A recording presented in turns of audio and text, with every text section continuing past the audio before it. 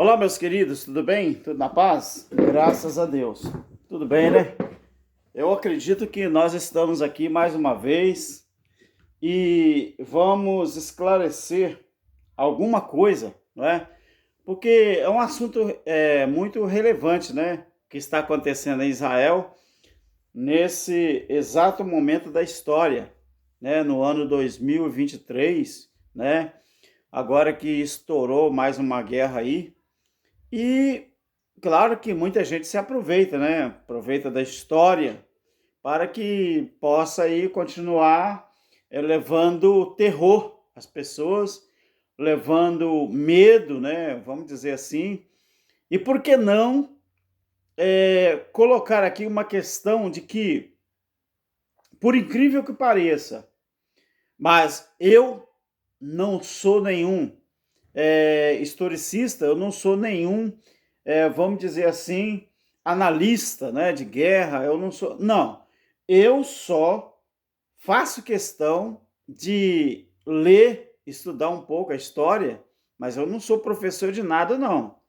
Mas eu aprecio muito a Bíblia, principalmente as histórias, né, escatológicas e também como que se deu o nascimento de algumas nações, inclusive a nação de Israel. Meu querido, quando você observa Gálatas no capítulo 5, capítulo 4, melhor, a partir do versículo 21, Paulo, ele está, talvez, meu querido, uma coisa que você tem que prestar muita atenção. Paulo, ele fala uma coisa muito importante no versículo 24 do capítulo 4 de Gálatas. Mas eu vou ler a partir do 21 para você entender um pouquinho. Gálatas 4, a partir do versículo 21. Ele fala assim: Dizei-me, os que quereis estar debaixo da lei, não ouvis vós a lei? Pois está escrito que Abraão teve dois filhos. Abraão teve dois filhos, um da escrava e outro da livre.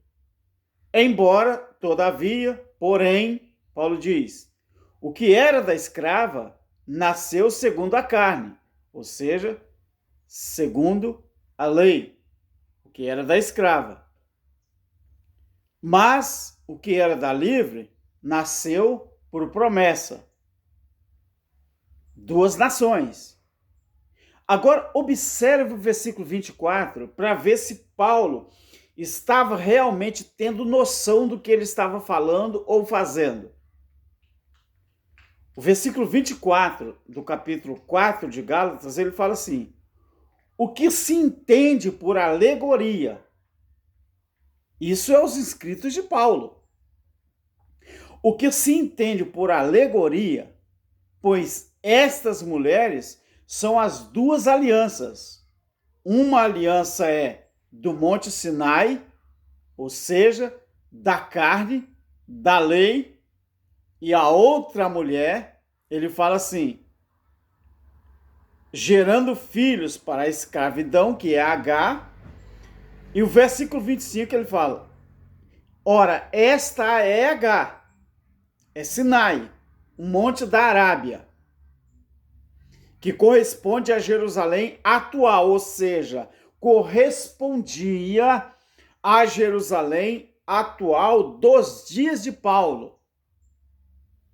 Era a Jerusalém física, porque é escrava com seus filhos, isto é, H.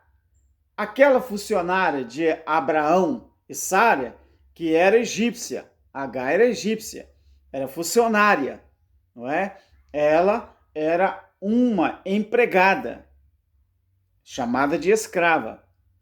O versículo 26, Paulo vai dizer, mas a Jerusalém que é de cima, preste atenção na alegoria, ela é livre,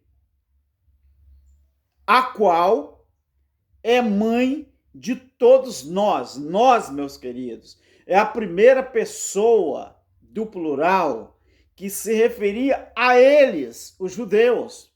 Esse nós aqui ele tem 2.000 anos de idade.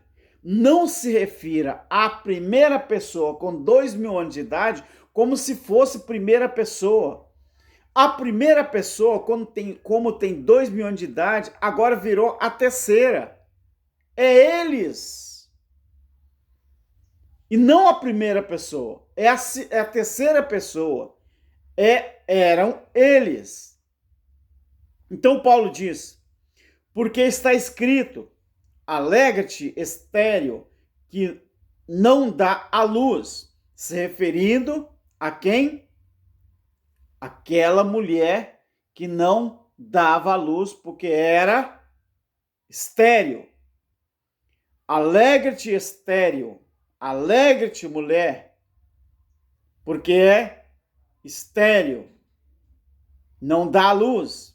Esforça-te e clama, tu que não está de parto, porque os filhos da abandonada são mais do que da que tem marido. Ou seja, na época, quem eram os filhos da abandonada? Quem era Agar? Quem era? Naquele momento, a abandonada era quem?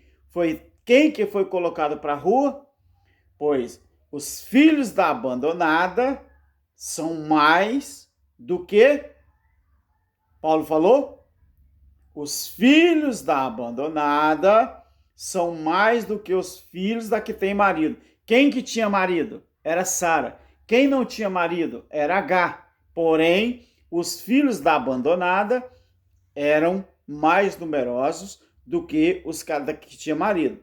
Ora, vós, irmãos, sois filhos da promessa, como Isaque. Mas como então o que nasceu segundo a carne perseguia ao que nasceu segundo o Espírito? Assim é também agora. Mas o que diz a Escritura? Lança fora a escrava e seu filho, pois de modo algum o filho da escrava vai herdar com o filho da livre. De maneira que, irmãos, somos filhos não da escrava, mas da livre. Meu querido,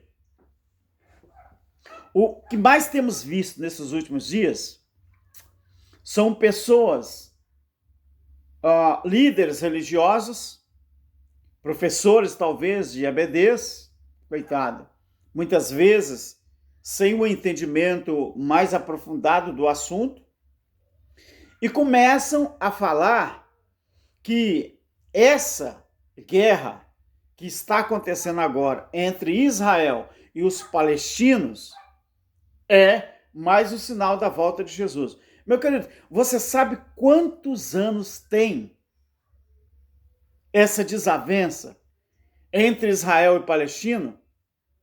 Você sabe quantos anos tem? 75 anos que isso acontece lá em Israel.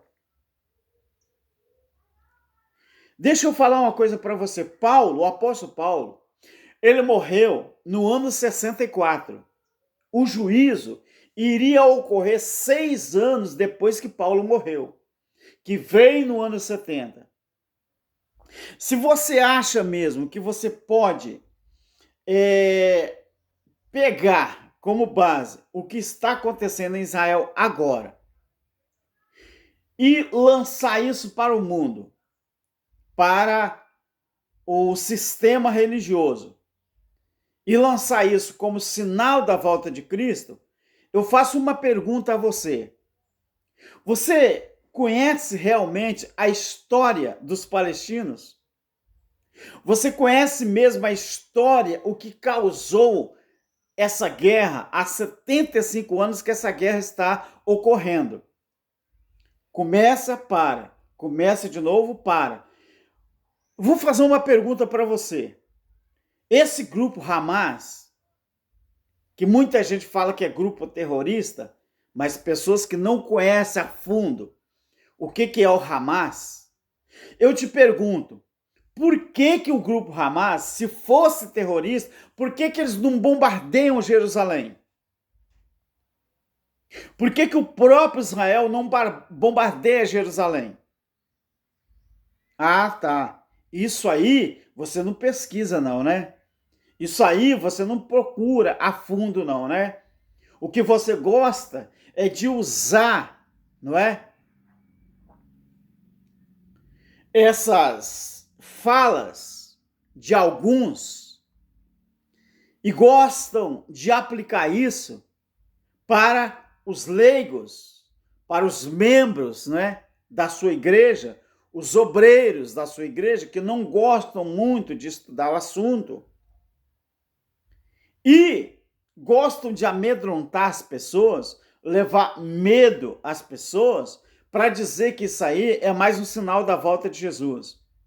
Mas se você pesquisar realmente os anais da história para saber por que existe essa disputa desse pedacinho de terra chamado faixa de Gaza, ou esse território palestino, se você não procurar saber realmente a história, por que esse grupo, a todo custo, eles vêm querendo pegar uma parte da cidade, a parte oriental de Jerusalém, para que sirva como a capital deles. Meu amigo, Israel, quando foi reconhecido como nação, no dia 14 de maio de 1948, inclusive um grande chanceler brasileiro chamado Oswaldo Aranha, não é? Ele participou da criação do novo Estado de Israel. Mas você sabia que esse novo Estado de Israel, ele foi criado justamente em cima de uma terra que até hoje não é reconhecida pela comunidade internacional como uma terra realmente adquirida com suor, com lágrimas, dentro dos termos legais. Não foi. Aí você que fica inventando história e falando que nós temos que orar pela paz de Israel, pela paz de Jerusalém. Você não sabia o tanto de pessoas que são exterminados ali todos os dias, tanto por um lado ou como para o outro. Então, como que você vai orar pela paz de Jerusalém, se o povo, talvez você não saiba qual é a diferença de israelitas e israelenses, não é? Talvez você não saiba. Aí você fica orando, falando, temos que orar pela paz de Israel, a paz de Jerusalém. Meu querido, dá uma olhadinha, meu querido. Dá uma lida nos anais da história e aprenda o grande significado, a grande alegoria que o apóstolo Paulo fez aqui. Talvez Paulo nem estivesse noção do que ele estava fazendo naquele momento. Aqui está duas crianças, Ismael e Isaque. Aqui está duas nações. Essa disputa que acontece lá, há 75 anos vem acontecendo essa disputa, meu querido, é resultado do nascimento dessas duas crianças. Todo mundo sabe que os árabes são descendentes direto de Ismael. Em contrapartida, nós temos os filhos de Isaque também lutando, querendo defender uma coisa que eles mesmos invadiram desde o início da história, porque Jerusalém era uma cidade também dos jebuseus, era um território dos jebus.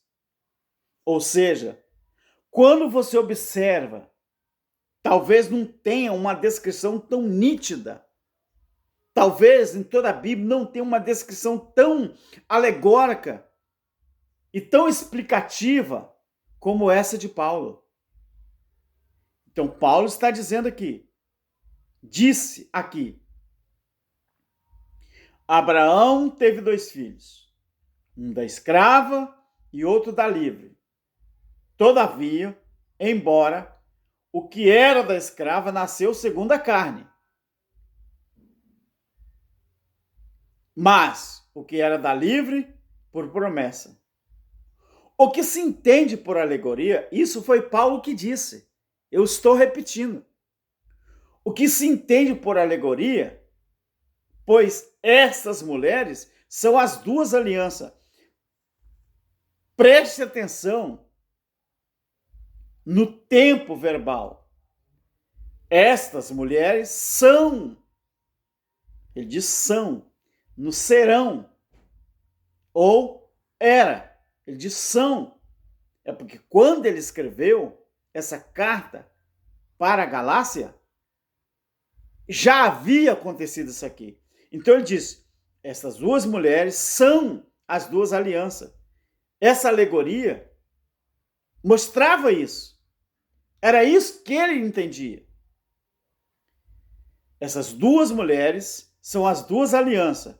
Uma aliança é do Monte Sinai, gerando filhos para a escravidão, que é Agar. E esta Agar é Sinai, o monte da Arábia.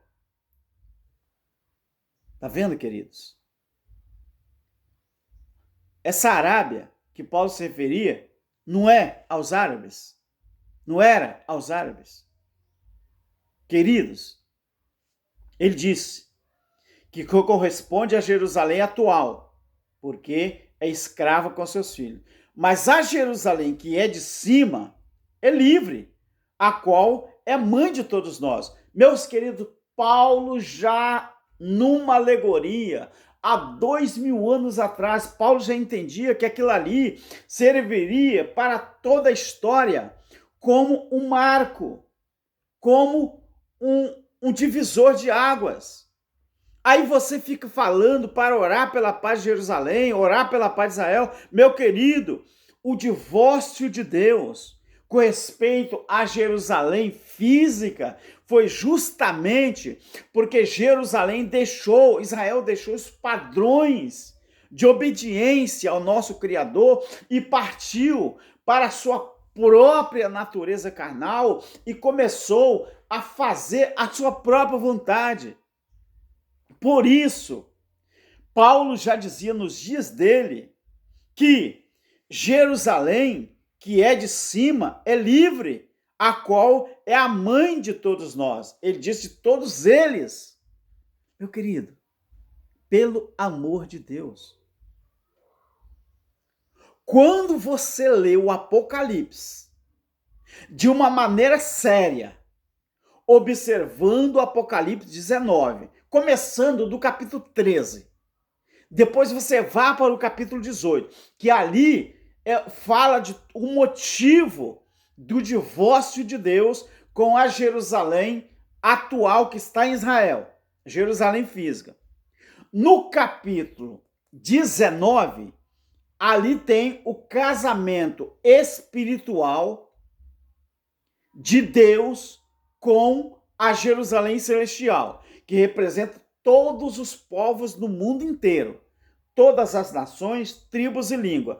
Aí, quando você chega no Apocalipse 21, você vai entender que a Jerusalém celestial que desce do céu, ela é, de uma maneira metafórica, representando todos os santos de Deus no mundo inteiro.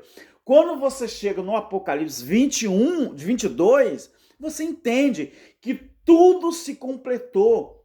Quando houve o juízo, aí aconteceu uma coisa linda. Todos os cantos da terra, todo mundo veio a ser de Deus. Deus passou a reinar em todo mundo de uma maneira simbólica, porque ele está dentro de cada um do ser humano. O Espírito de Deus está dentro de você, está dentro de mim, justamente para nós exalarmos